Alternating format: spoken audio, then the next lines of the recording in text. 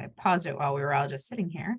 But to remind you that these sessions are being recorded so that the folks who weren't able to join this session right now will have the opportunity to watch it later. For that reason, we ask that you're muted until or unless or until it's a good opportunity for you to come off of mute and participate vocally.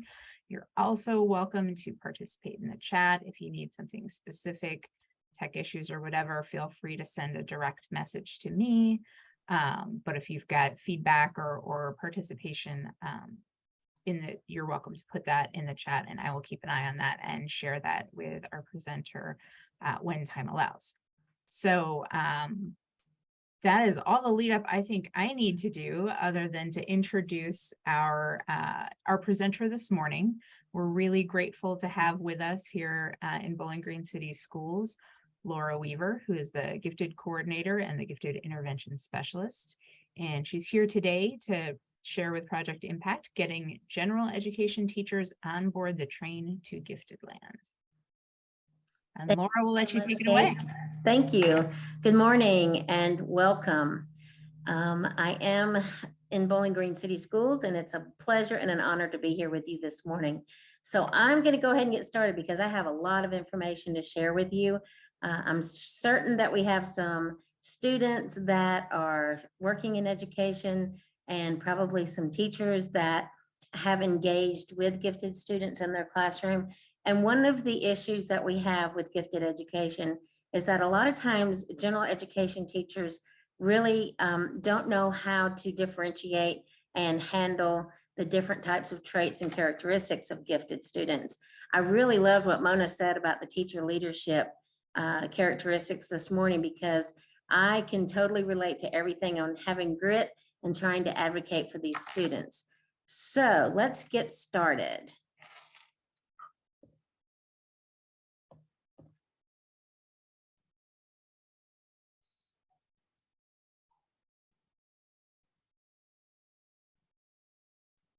Hopefully you can hear my sound effects.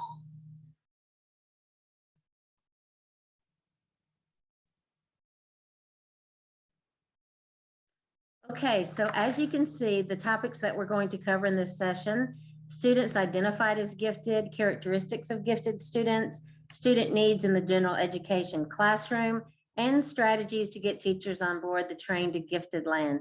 Our first stop is gifted identification. This is often where teachers have a hard time understanding the different areas of identification. And with that comes, how do I differentiate and work with those students? So students that are identified as gifted can be gifted in superior cognitive ability, creative thinking ability. They could be gifted in a specific academic area such as math, reading, writing, science, social studies. They can also be identified and gifted through visual or performing arts. They have to have a checklist that we do to make sure they meet all those requirements in dance, music, drama, and visual arts. So you probably or may not have known that these are also areas that students can be identified as gifted. Up here you can see the Ohio code that refers to how we identify and what defines a gifted student. Areas of giftedness can be different types of cognitive abilities. And basically, when we look at students initially, we're looking for their cognitive abilities. We give testing such as the COGAT, the InView, and the Naglieri, which is nonverbal and often used for those students who are English language learners. So it's more pictures, and it helps find out how they solve problems logically and cognitively, as opposed to some of these others that require verbal instruction. So specific academic ability, across the state, we are now mandated to give whole grade testing to 2 grade bands twice a year. So we do the COGAT and also the iReady testing in Bowling Green.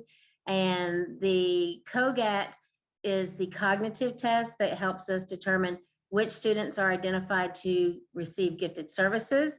The iReady measures the other academic subject areas, and that's where we identify students who may be gifted in math, reading, science, social studies.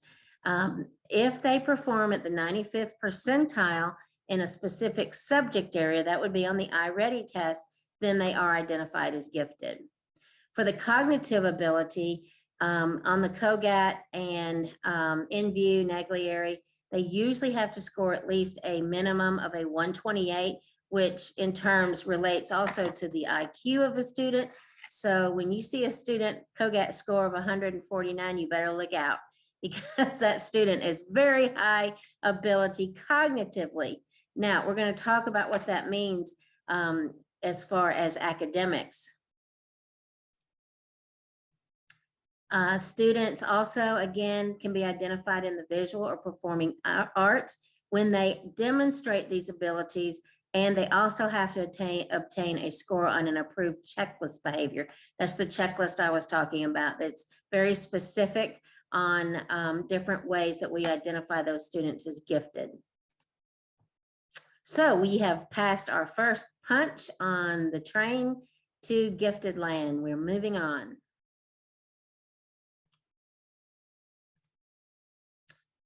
So, can you identify a gifted student in your classroom? What do they look like? Think about this. Gifted children are or have what? Think of 3 words. If you've ever come in contact with a gifted student or a very bright student, what are 3 things you think about as far as what a gifted student is? You can put that in the chat if you want to, or if you want to get on your microphone and tell me what you think. I'm happy to hear any answers you may have for that.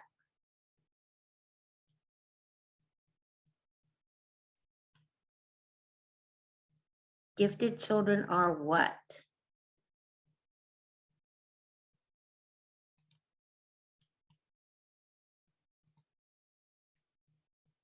All right, let's take a look at what maybe we might think of or see. Are they enthusiastic learners?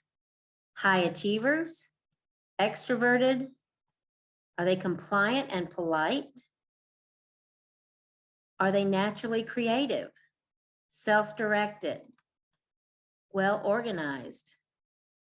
Nerdy attitude? We see a lot of that. Introverted? Are they know-it-alls? Are they obsessive? Do they lack focus?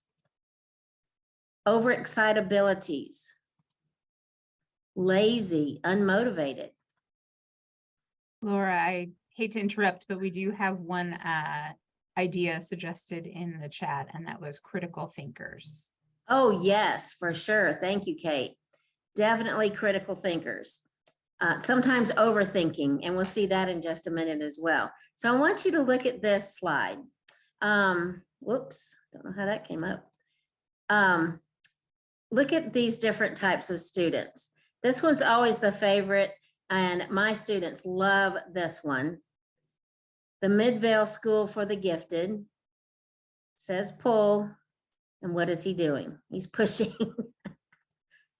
Also, I have a giant life-size Sheldon as you come in my door to the gifted classroom. And if you've ever watched Big Bang Theory, this is totally a gifted student who I see a lot of his characteristics in my classroom.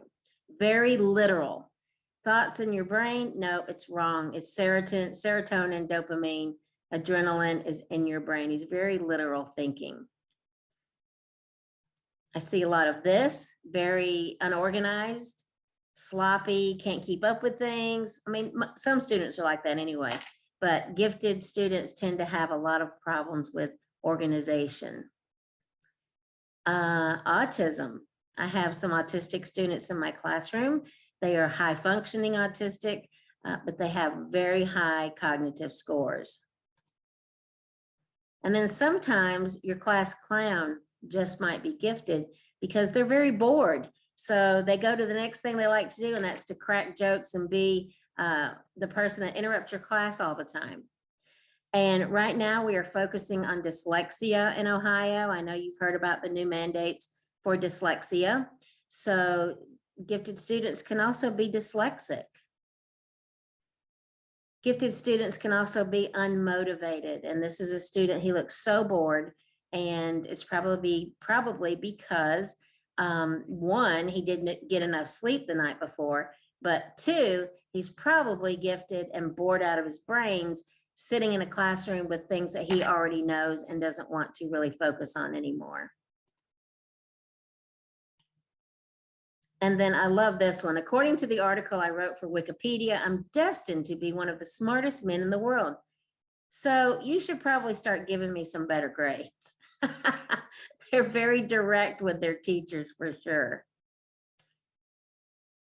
And then I have actually heard a teacher say this before. What's wrong with your handwriting? You're gifted. You should be a better writer. Let me tell you, gifted students have the worst handwriting. In my classroom, we do cursive because the cursive handwriting makes them slow down. It slows their brain down long enough to make them actually connect a letter without doing that obsessive ... writing that's so sloppy and hard to read. They don't care about specifics or details because the brain is going so fast. And so it's hard to slow them down. And that's why their handwriting is very, very sloppy. So we do a lot of oral things too, so that we can get the thoughts and their creativity out in the open for them. And then almost every gifted student I have is an avid reader. They love to read books. They love certain books. Now, I do have a problem with graphic novels. They tend to like those a lot because you don't really have to think too hard when you're reading a graphic novel. It's just constant, imagery and things that are going on, which is exactly what's happening in their brain. So the survey says that gifted children are as different from each other as to any child. Sometimes we have a lot of generalizations about gifted students. Oh, they're just smart, they know how to do everything, but why are they having trouble with other things like motor skills and being able to tie their shoes and things like that? We have to be mindful that being gifted doesn't equal universal traits, and that each gifted individual should be identified appropriately. So this usually means a big collaboration with me, the gifted intervention specialist, and the general education teacher. I can tell you I collaborate daily with teachers in my building, with teachers across the district, just to help them understand and know what's going on with the gifted student. When they come to my class 1 day a week, they get a whole day here for gifted service. And so what we do in class may be totally different than what they're doing in the general education classroom.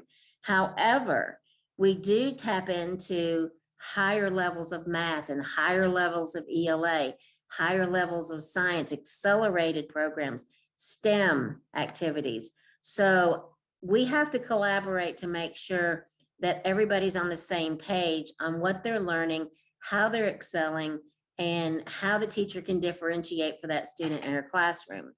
They can be introverted, extroverted, intensely focused, all of these things that you see here. Sometimes they're humbled, or they could be elitist.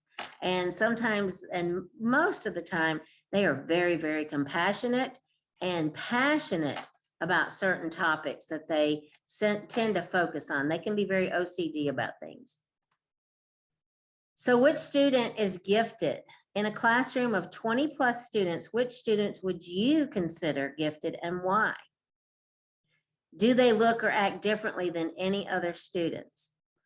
Would you consider them bright or gifted? And is there a difference between those two?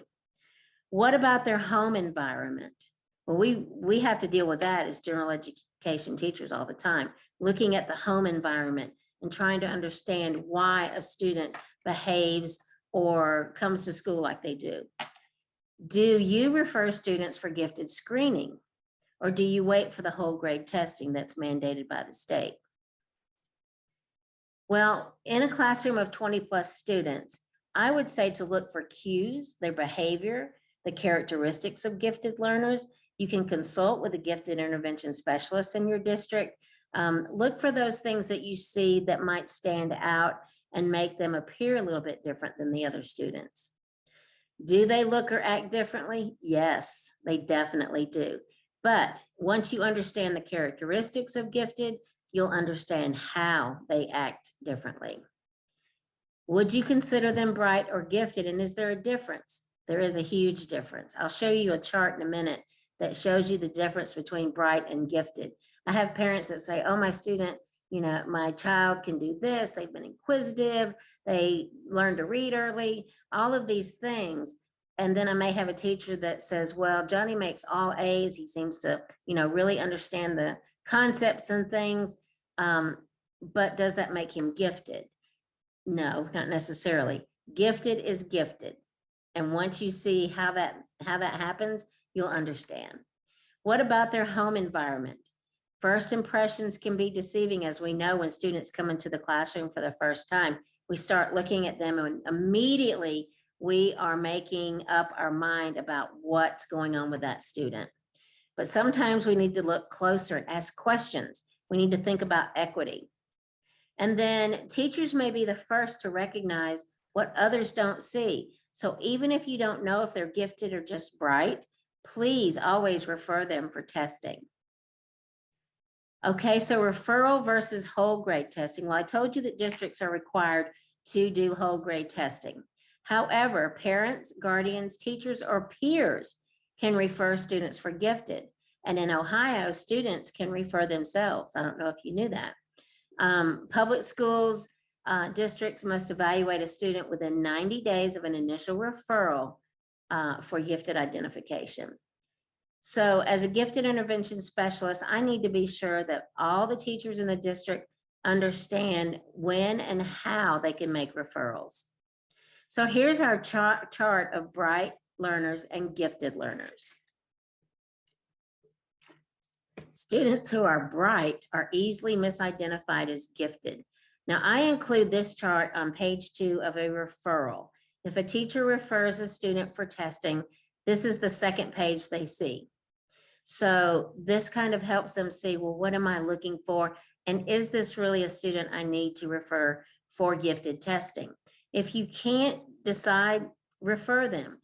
I mean, the least we can do is test them and see what's going on with them. If they happen to be gifted, then it's a good thing. If they are just a bright learner, then you know in your classroom what to do as far as instruction. So look at the first one. It says bright learners know the answers, but gifted learners ask the questions. Bright learners are interested. Gifted learners are highly curious. This is one that I really see a lot of. Bright learners enjoy their peers. They like to have a lot of friends. Gifted learners prefer adults because the mindset and the conversations they can have with an adult fits their mentality more than their peers. Sometimes gifted students feel like their peers are a little immature because they're thinking about other things that they've learned and have a higher vocabulary, and their peers often don't get it. Bright learners can be a technician. Gifted learners are the inventors. So this is a really good list that helps you understand the difference between the two and when to make a referral. All right, so we finished the second stop on our way to Giftedland. The next stop is needs in the general ed classroom. Did you know the assessment score from the COGAT test, which may be used by your district, could be equivalent to an intelligent quotient or IQ? School psychologists often give the WIS-5. That's usually when we're doing a little bit more acceleration process with students. And then currently at BG, I went back and looked at the different IQs for my students. And we have students with IQs that range from 128, which is the minimum score for COGAT to get gifted services, to a 149. So, and I will tell you, the student with the 149 is a third grader, third grade. So when you see that, I get excited, but then I think, oh my gosh, I have to deal with this third grader with 149 IQ, and we have to learn to rein it in and get them on track with an accelerated program. But in comparison, 68% of the population has an IQ of 85 to 115. A recent study indicates the average IQ in the US is currently 98. I will tell you, about 5 years ago, that study indicated it was about 100. So I'm not sure what's happening with the IQ in America. It's going down a little bit. And of course, IQ tests are controversial, but they do help us provide a measurement of students' ability to problem solve logically, to understand critical thinking ability. So why is knowing a student's IQ important to know? Well, we always refer to Einstein. We always think, oh, he was the smartest man in the world, but he really wasn't the only smartest man in the world. Look at all the different people. Look at Leonardo da Vinci. His IQ has been controversial from 180 to 220.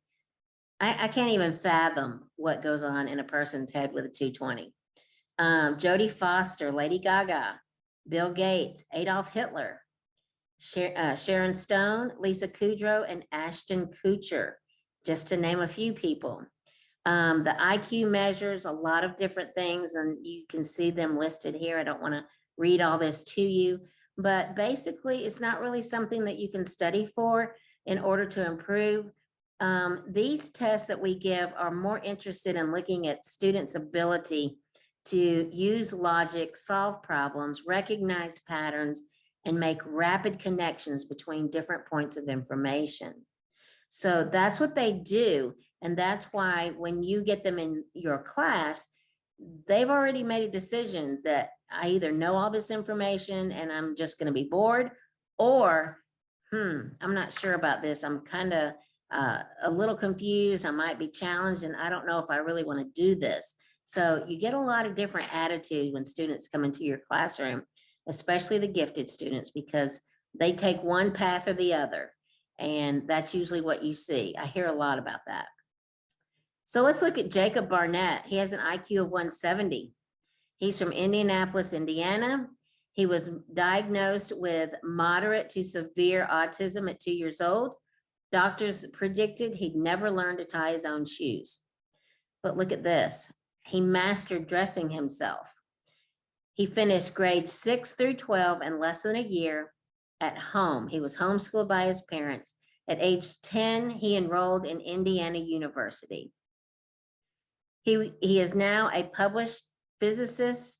He did that by the time he was 13.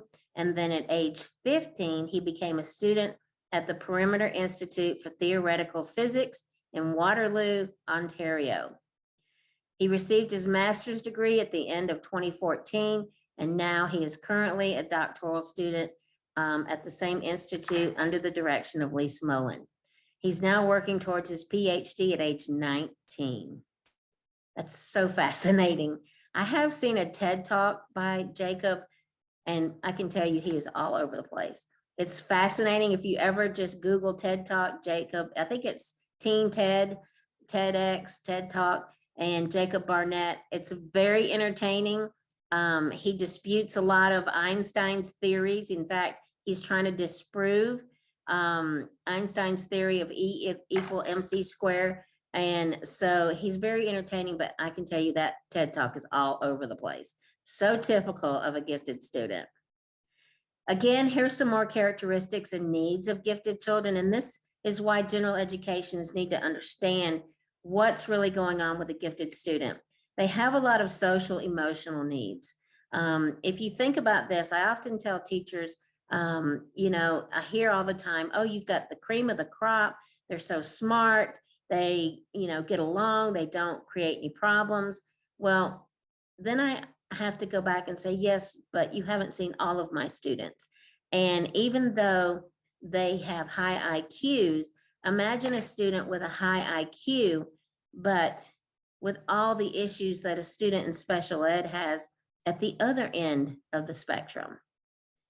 So now we're talking a student with a lot of behavior problems with an IQ of 149 or 128, and they're able to manipulate and figure out how to get around a general education teacher with their behaviors. So that's where you have to really understand their sensitivities, the fact that they are perfectionists, they have a lot of anxiety and stress, they're OCD, they do have issues with peer relationships. Sometimes they don't have a lot of friends because their friends don't understand their mindset and what they're talking about. They're very impatient, okay? Gifted intervention specialists provide invaluable support to general ed teachers. Sometimes I even, I have a whole library of books about gifted students. I let my general education teachers check those out to be able to read and see how they need to work with these students, especially if I'm collaborating with a student that has a lot of issues with the perfectionism characteristic. And when things don't go right in class, they cry, they get upset, they need to take a break, they need to go out and get a breather. So I have books for that. I have resources for that. I can talk to the student. So I like to be accessible to everybody in the district to help work with teachers on understanding what to look for and how to provide stability for these students. Positive collaboration is the key to success. And I feel confident that we've done that here in Bowling Green. And again, this is a great chart that talks about all the different traits, behaviors.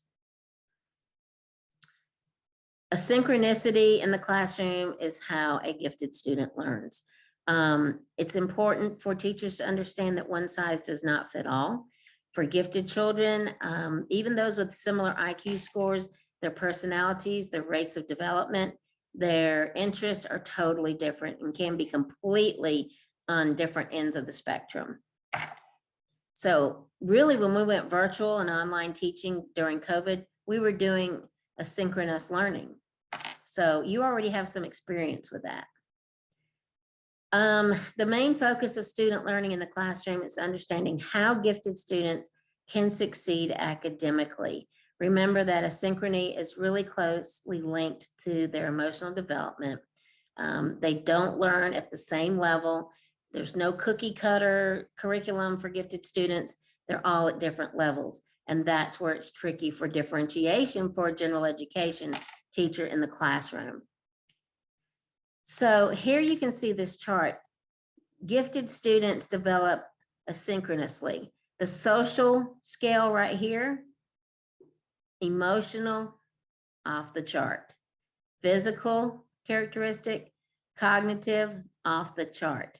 But look at a student who is not considered gifted. All of these characteristics are all together. They're learning at the same time. They're all at the same level. The more highly intelligent a gifted child is, the more asynchronous they can be. So it's not unusual for a 7-year-old who's highly gifted, reading at a 6th grade level, performing math tasks at a 4th grade level, to have fine motor skills at a 2nd grade level. They can't tie their shoes. They don't know how to keep up with their book bag. They can't undo the top of their thermos. They have trouble with just everyday things that you think would be so easy for a student that's at that level. But again, that's that asynchronicity that you see with a gifted student. I also have twice exceptional learners, and these students are highly gifted, but they are below grade level academically. So they're on an IEP, and they're also on a written education plan for gifted, which we call the WEP. And now we've got to deal with a student who comes to the gifted class and is doing 6th, 7th, 8th grade math performance tests, but yet he is or she is, excuse me, that's my light. I have to get it back on here. There we go. We have to differentiate for that student because now they're below grade level, maybe in ELA. So even though they're doing those high skills in math and everything else, their writing is way below level. I've had that case a few times. I've had 2 or 3 twice exceptional learners in the last few years, especially since COVID. I can tell you that. All these kids are going through a lot of remediation right now. Okay, so again, collaboration with a general education teacher is critical for me in my position and for the general ed teacher to reach out. So here we go. This is the biggie, and I'm going to try. What do we have till 11? Is that right? Okay. So this is the biggie part of this. What does this mean for all teachers? Oh, the D word, differentiation. And a lot of times teachers think this means that we just give them a lot more work, but that's not the case. Differentiation means different work. It can be frustrating, exhausting, and confusing to work with a gifted student. And when polled about teaching gifted children, general ed teachers have indicated they become resentful and impatient with the continuous challenges these students present in the classroom. From my experience, I have been told that my students lack organizational skills, which they do, their continuous questioning of authority, and even their underachievement. That is so frustrating to a teacher that has a student that can do anything in that classroom unless they're accelerated into a higher grade level, yet they're underachieving. There are some gifted students who are fine with making C's and D's. They don't care. On the other end of that, you have students who are perfectionists, and if they don't know something right away, and if they don't make an A on everything, they get so stressed out. They have physical problems. I've had students with stomach ulcers and things because they just can't handle not being perfect or getting the answer right away. These are all typical characteristics. So we have to learn, between the general ed teacher and the gifted intervention specialist, how do we deal with that? How do we differentiate for those students? So one thing, we got to keep them active. I know it's hard to teach 20 plus students in a classroom when you're trying to teach a lesson, meet the curriculum requirements, and you've got a student that's bouncing off the wall. Well, we usually have to have a conversation with a parent. We have to figure out where that's coming from. Sometimes it's ADHD. These students, a lot of them have ADHD or ADD, but you can also take care of that with flexible seating. I have bouncy bands on my chairs in my classroom. That is quiet sensory movement. So sometimes that helps a lot, that they just bounce their feet and they're not up moving around. Sometimes we have to let them get up and just move around. Allow for groupings, but don't force it. Some students want to be the project manager for their group, but sometimes they don't. Sometimes students don't want to work together because they don't feel like if they're forced to work in a group, because teachers often think, well, they're the smart kid and they're going to get it done. So I'm going to put them in a group with kids that usually don't get it done and see how that works. They hate that because most of the time those other students don't do what they're supposed to do. And they feel like they're being used as a teacher and the other groups aren't working with them. So it's frustrating. One thing you can also do is to give end dates. I have a huge college level research project we do for every grade level. I have to give dates for every single step of that project. If I don't, they can't take it and break it down. They just look at that big picture and it freaks them out and they get stressed. So end dates, give them something to reach to and know, okay, this is when this has to be done, end of conversation. And that way, if they're overachievers, they can see the end in sight and they can envision what they're supposed to do to get to that. We don't want a simple essay to become a 10-page paper, and we don't want them to, really go crazy over an assignment when you can just say, look, stop. You've done it. It's good. Deal with it. Okay. And sometimes you just have to do that and they go, oh, okay, I got it. It's fine. So be patient. This is a hard one. Students are overthinkers. If you look at the thinker here and the overthinker, remember, they've got a 8-lane highway going on in their head. There's an interstate full of cars all the time going to different directions. So you have to remember that they're not always going to pay attention. They're not always going to be on task. And it's so frustrating, but you have to be patient. Give them time to reflect on what they need to come to a consensus that they can live with and one that you can live with as well. Just don't get frustrated and try to work through and understand where they're coming from. A lot of times I tell teachers to do a pre-test, offer an end of unit test to see how much they already know. Because if you're a general ed teacher, honestly, a student in the 4th grade already knows all the 4th grade material. And they don't really start learning anything new until January of the school year. So why would you make a student sit through all of that through January, from August to January, when they already know the material? You would be bored crazy if you had to do that. So this is where they're coming from. This is why they act out. This is where you get your class clowns.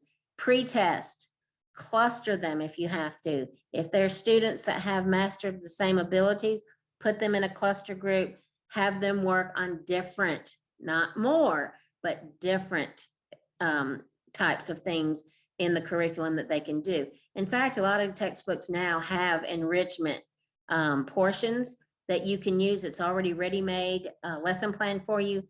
Do that, have them do things. And then again, I offer teachers resources. I have tons of lesson plans and things for every grade level to help with that, especially those that are fast finishers. They get done in a hurry and they go, okay, I'm done, now what? That will drive you crazy. So you've got to be prepared to have those things to give to them. And I'm a good source for that.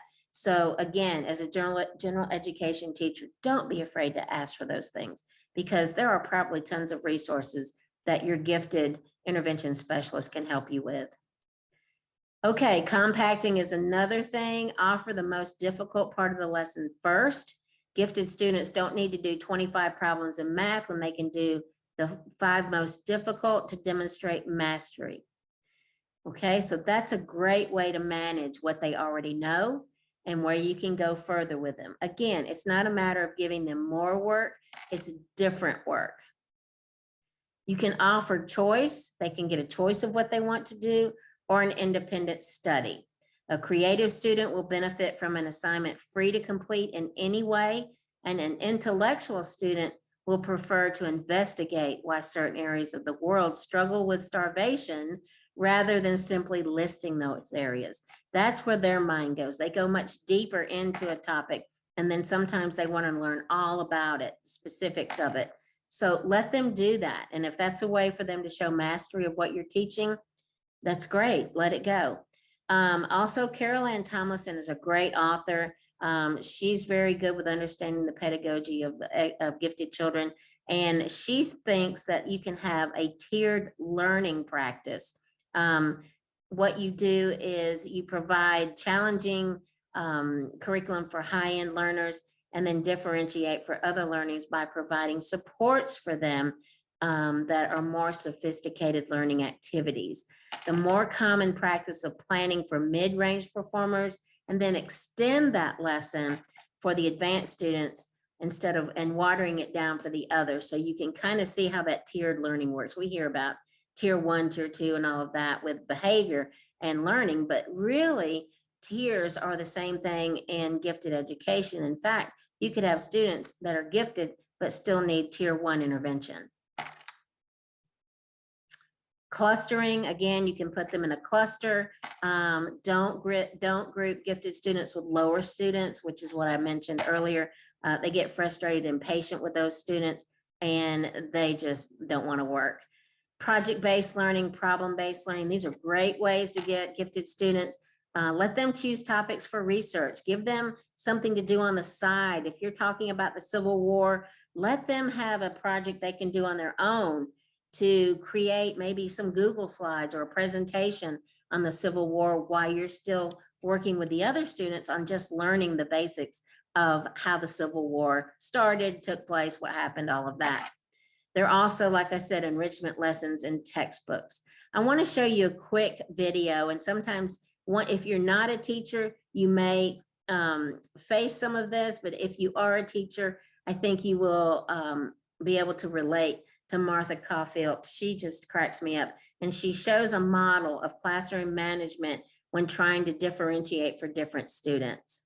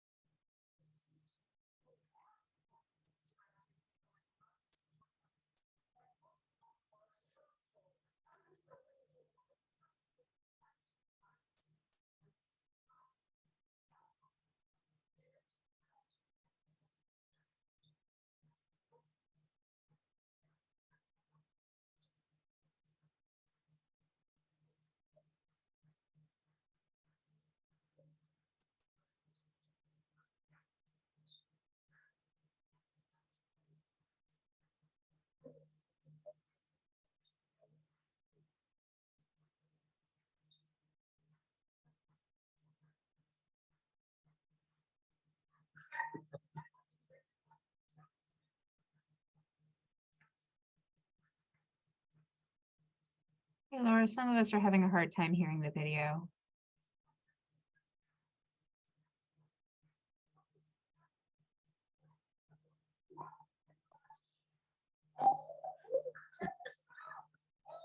Hey, Laura, not all of us are able to hear the video. Maybe you can, Oh, I'm sorry. no, maybe you can tell us a little bit about what's going on and catch us up. Oh, why? I don't know why you can't hear it. I'm not sure either. I can hear it very faintly, like I can tell that there is sound. It's not muted. I just can't hear what she's saying. Oh, I'm sorry. This is a great video too.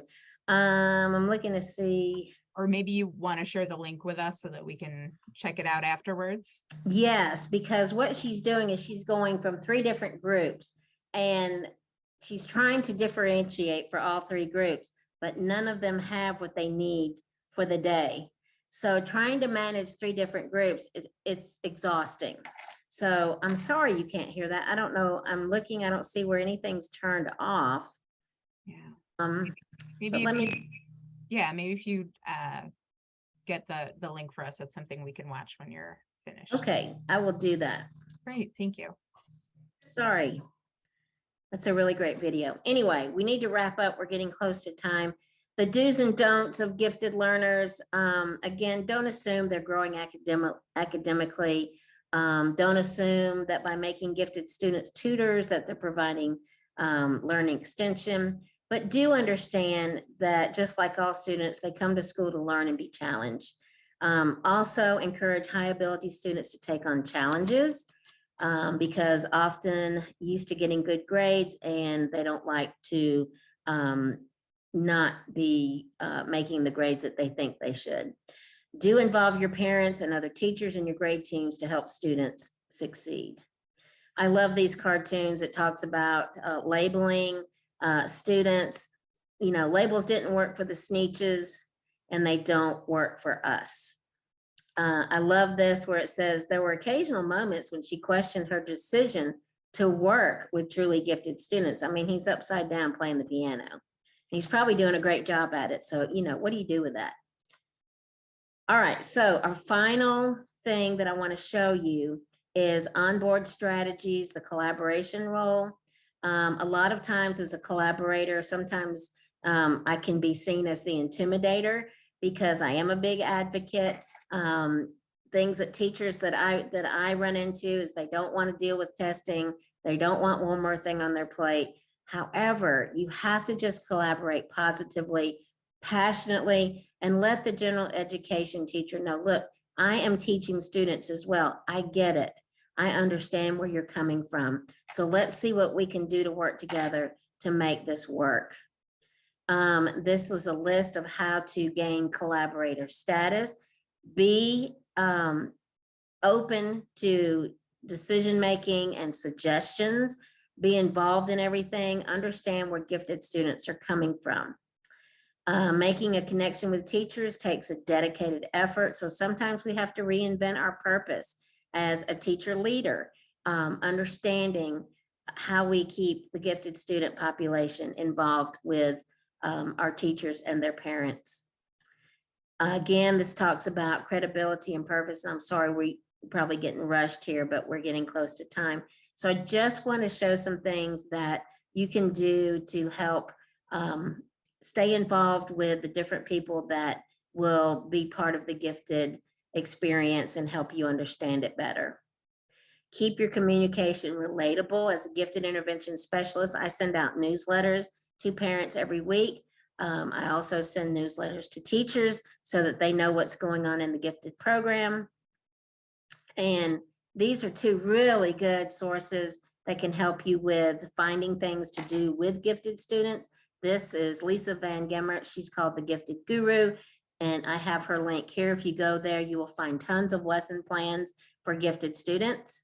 Also, Ian Bird, he's awesome. He has tons of videos and things that you can go to, and it's birdseedtv.com or birdseed.com has lesson plans for students.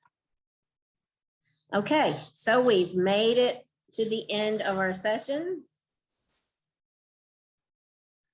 I want to thank you for attending. I'm sorry you couldn't hear the video. Can I put that in the chat so as it's recorded, so then it will be there? Please. But it's a really good video to help you understand classroom management. Are there any questions quickly before we go?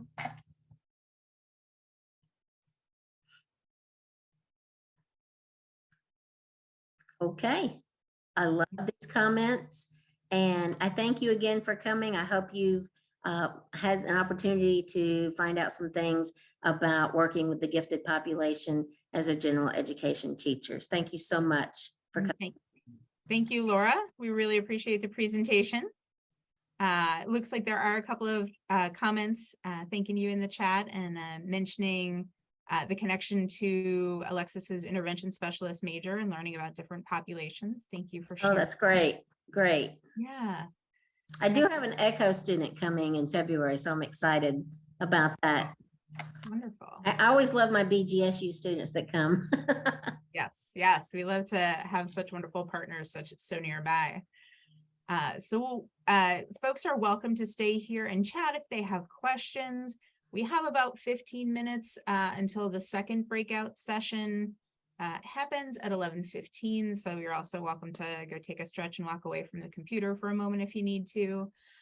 In this room next, we'll be promoting student active listening and reflective response.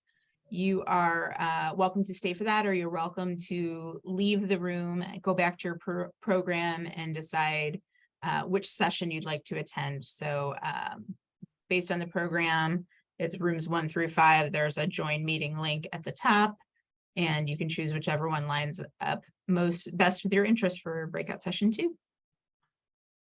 I'm going to put that link in the chat real quick. Yeah, thank you. Looks like there is another comment from Amy saying thank you for sharing. She works with special needs students, so hearing about the other end of the spectrum is also cool. Yeah. It is. Thank you, Amy.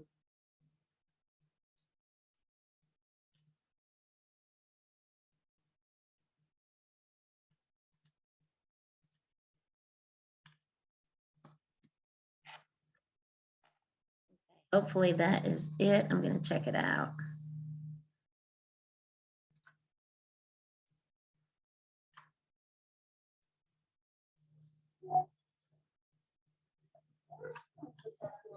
Oops, that's not it.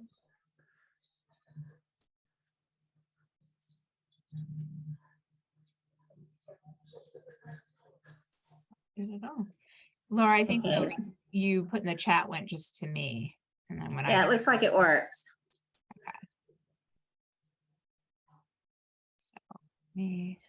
Thank you, Danica. I'm glad you did. I hope and if there's any information from this, I can also, I'm happy to send out the this Prezi presentation if you would like a copy of that. If you'll just send me your email address, and I'll put mine here.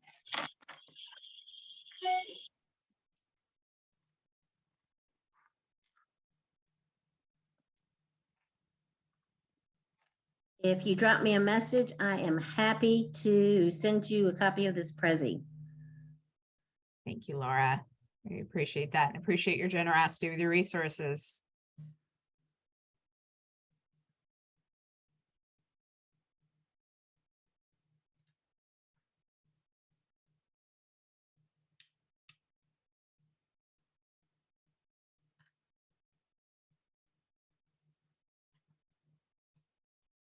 Okay. And again, everyone is welcome All to right. stay for the next session, or you're welcome to find your way to whichever session you're interested in attending next. Okay, Alexis, I've got yours. bgsu.edu, AK, SAMPS. All right, thank you, Alexis. I have it.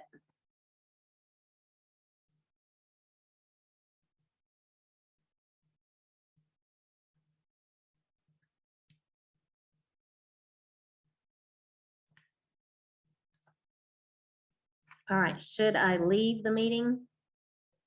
It's entirely up to you. You're also welcome to go attend another session if you'd like, or welcome to stay for this one, Okay. whatever you prefer. But thank you again for your time. We really appreciate the presentation. Thank you so much, Kate. Take care.